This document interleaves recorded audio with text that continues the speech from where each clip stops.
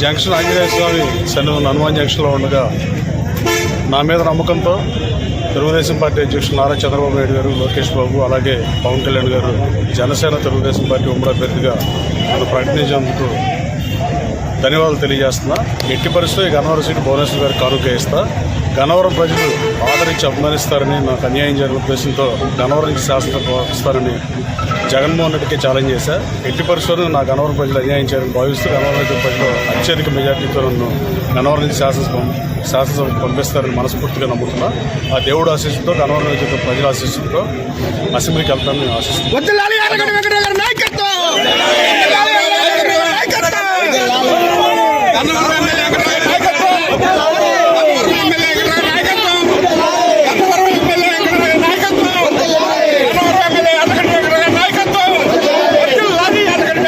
Junction Anjaneya స్వామి సన్నిధి హనుమాన్ జంక్షన్లో ఉండగా నా మీద నమ్మకంతో తెలుగుదేశం పార్టీ అధ్యక్షులు నారా చంద్రబాబు నాయుడు గారు, లోకేష్ బాబు, అలాగే పవన్ కళ్యాణ్ గారు జనసేన తెలుగుదేశం పార్టీ ఉమ్మడి అభ్యర్థిగా నన్ను ప్రకటించేందుకు ధన్యవాదాలు తెలియజేస్తున్నా.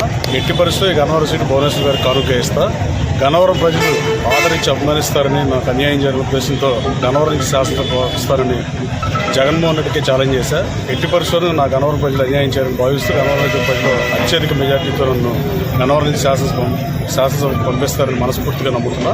ఆ దేవుడు ఆశీస్సుతో, గన్నవరం నుంచి ప్రజల ఆశీస్సుతో అసెంబ్లీకి వెళ్తానని నేను ఆశిస్తున్నాను.